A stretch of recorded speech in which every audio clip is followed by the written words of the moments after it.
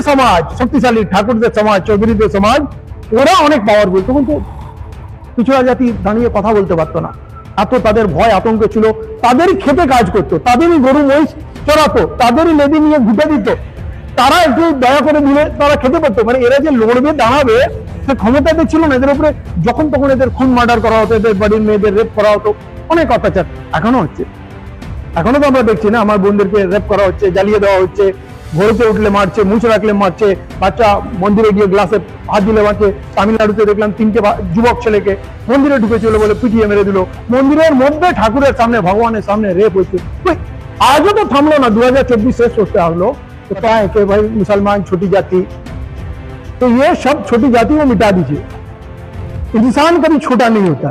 আমরা মন থেকে এটা মুছে দেবো যে ছোট জাত বা ছোট শ্রেণী বলে কিছু আছে। भाई चंद्रशेखर आजाद जिंदाबाद, और तमाम लोग जो आप बैठे हैं भाई, सारे लोग जिंदाबाद। खास करके मेरी बहन और मेरी माँ जो यहाँ सामने बैठे हैं, मैं उनका शुक्रिया अदा करूंगा कि ऐसे एक महफिल में वो भी मौजूद हैं। मैं कोई स्पीच आपके सामने दूंगा नहीं, मैं आपके साथ मेरा जो भावना है उसको बांटूंगा।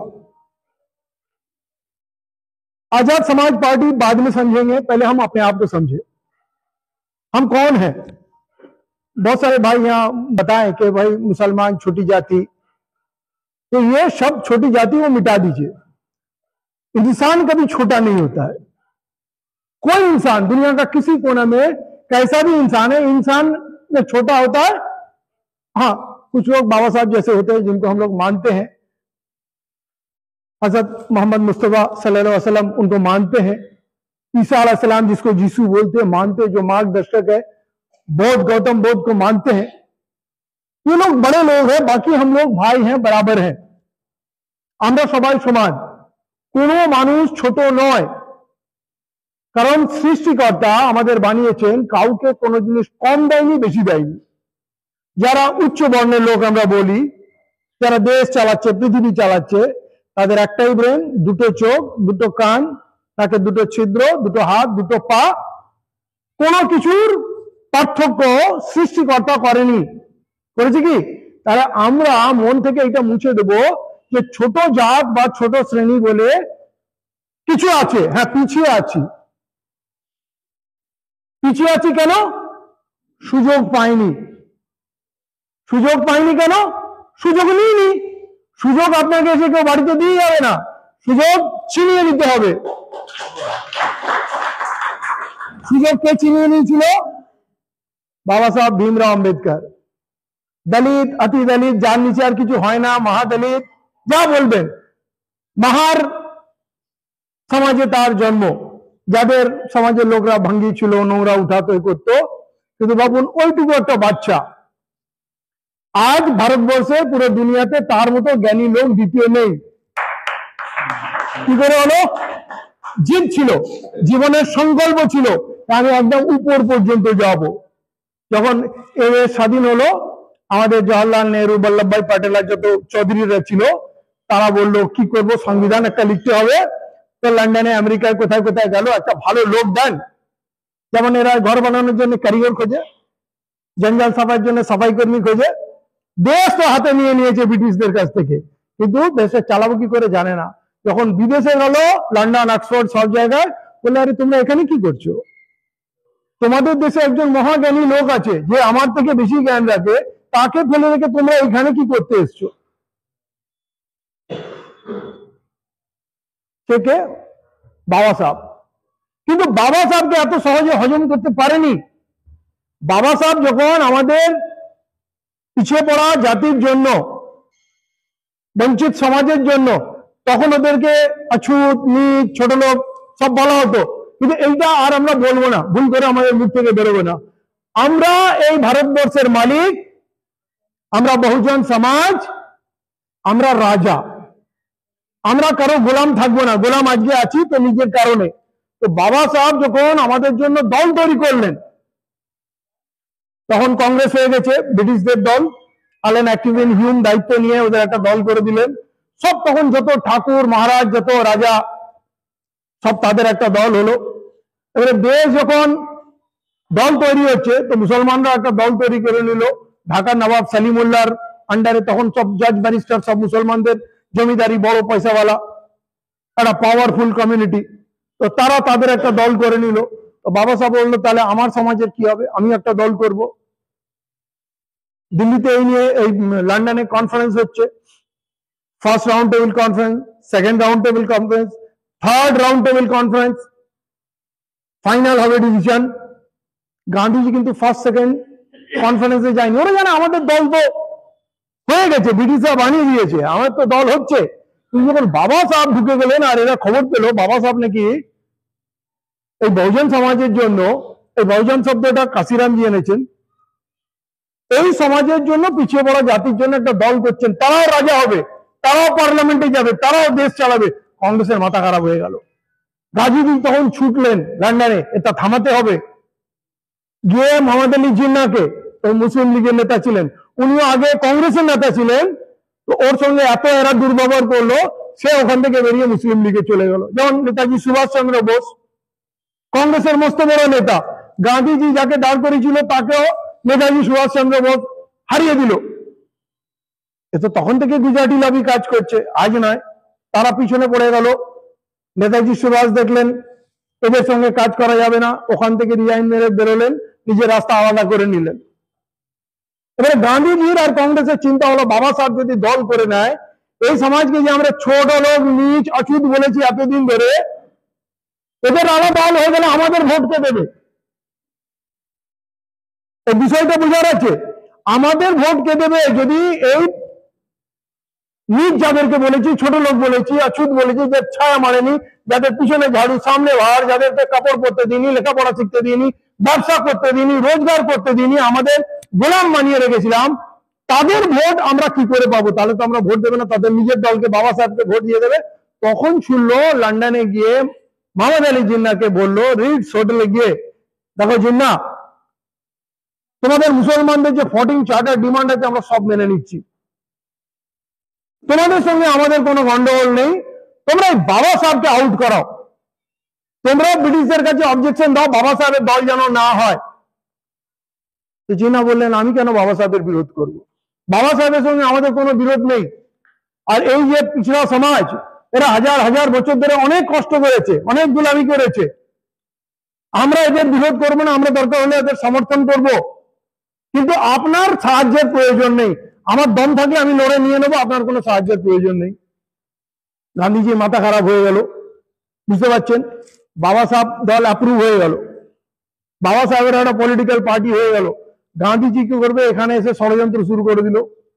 এখন তো বাপুর আমরা খুব ছবি লাগাই, 15 আগস্ট, 26 জানুয়ারি, নেহরু, এরাই আমাদের মাই বাপ, এরাই দেশ স্বাধীন করেছে, ছোটবেলা থেকে এইটাই পড়ে আসছে, দেশ স্বাধীন করেছে, আমাদের গোলাম করেছে, লাভ কি হয়েছে আমাদের? আরো গল্প আছে বলবো। এখানে এসে গান্ধীজি অনেক লবিবাজি শুরু করলেন, বাবা সাহেবকে অনেক হুমকি টুমকি, তোমার দল তুমি বন্ধ করো। যেমন এখানে আমাদের এখন আম্বেদকরবাদী দল করতে গেলে হুমকি আছে, এখানে মিটিং করা যাবে না, পার্টি করা যাবে না, হল দেওয়া যাবে না, এই ওই সেই হুমকি দিচ্ছে না, ভয় দেখাচ্ছে, কেস দিয়ে দেবো, গাঁজা কেস দিয়ে দেবো, জেলে পুরে দেবো। তো তখন ওই একই কারবার, গান্ধীজি তখন তার টিম, কংগ্রেসের টিম বাবা সাহেবকে হুমকি দিচ্ছে, তোমার ভালো হবে না বাবা সাহেব, তুমি দল করলে এখানে এই হবে ওই হবে। এর মাঝখানে গান্ধীজি গিয়ে পুনার একটা জেলে, কোন একটা কেসের ভিতরে গেলেন, অনশনে বসে গেলেন। অনশন এই হলো যে বাবা সাহেব যতক্ষণ নিজের দলটা যতক্ষণ বাতিল না করে দেবে, ততক্ষণ আমি অন্য জল ত্যাগ করবো, আমি কিছু খাবো না, আমি মরে যাবো, ভয় দেখাচ্ছে। বাবা সাহেব দেখলেন আমার সমাজের লোক তো কিছু বোঝে না, তখন না পেপার, না রেডিও, না মোবাইল ঘাঁটলে বাবা সাহেবকে দেখা যায়, কিছুই না, বাবা সাহেবের কথা তো বুঝাতে পারছে না, কিন্তু ওদের যে সমাজ শক্তিশালী, ঠাকুরদের সমাজ, চৌধুরীদের সমাজ, ওরা অনেক পাওয়ারফুল। তখন তো পিছড়া জাতি দাঁড়িয়ে কথা বলতে পারতো না, এত তাদের ভয় আতঙ্কে ছিল, তাদেরই খেতে কাজ করতো, তাদেরই গরু মহিষ চড়াতো, তাদেরই লেদি নিয়ে ঘুটে দিত, তারা একটু দয়া করে দিলে তারা খেতে পারতো। মানে এরা যে লড়বে দাঁড়াবে সে ক্ষমতা এদের ছিল না, এদের উপরে যখন তখন এদের খুন মার্ডার করা হতো, এদের বাড়ির মেয়েদের রেপ করা হতো, অনেক অত্যাচার এখনো হচ্ছে, এখনো তো আমরা দেখছি না, আমার বোনদেরকে রেপ করা হচ্ছে, জ্বালিয়ে দেওয়া হচ্ছে, ঘড়িতে উঠলে মারছে, মুছে রাখলে মারছে, বাচ্চা মন্দিরে গিয়ে গ্লাসে হাত দিলে মারছে। তামিলনাড়ুতে দেখলাম 3টে যুবক ছেলেকে মন্দিরে ঢুকেছিল বলে পিটিয়ে মেরে দিল, মন্দিরের মধ্যে ঠাকুরের সামনে, ভগবানের সামনে রেপ হচ্ছে। আজও তো থামলো না, 2024 শেষ হতে আসলো, তো তখন কত কঠিন অবস্থা ছিল।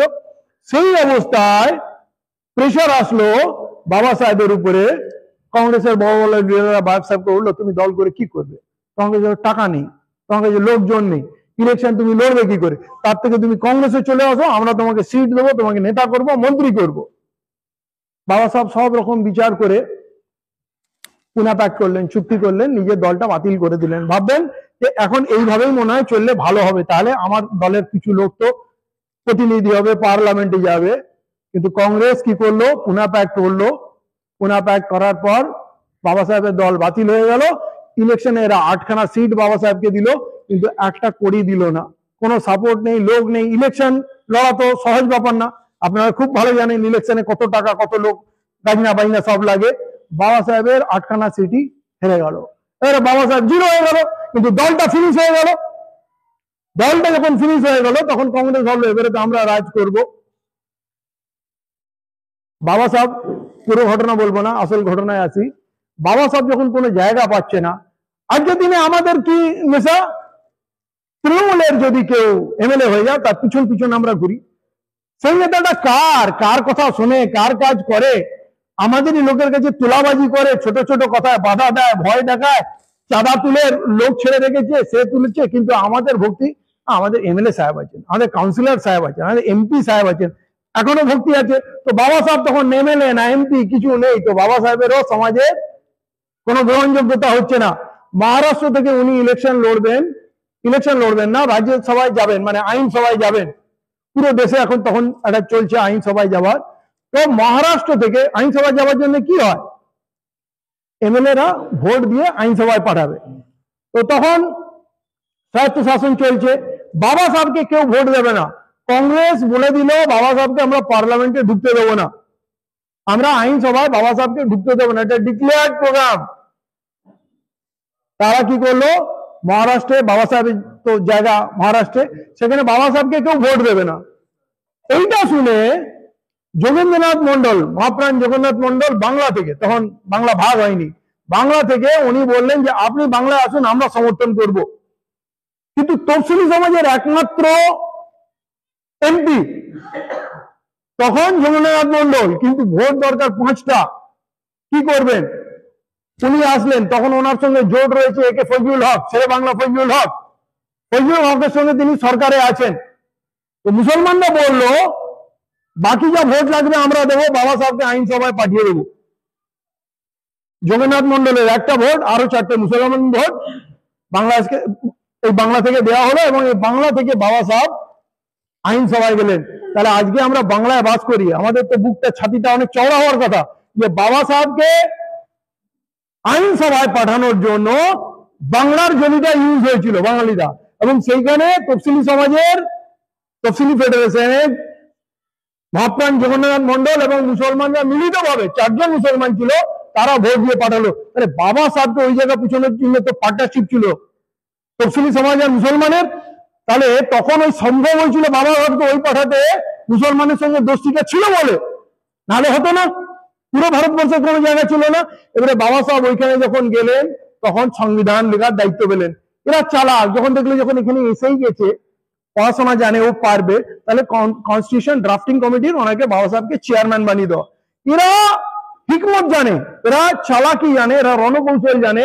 তোমাকে কখনো বাবা সাহেবকে বললো ঢুকতেই দেবো না, কিন্তু যখন চলে আসলো তখন আবার অ্যাকসেপ্ট করলো, যখন এসেছে আমাদের মধ্যেই থাকুক, বাইরে কেন থাকবে, আমাকে থাকুক।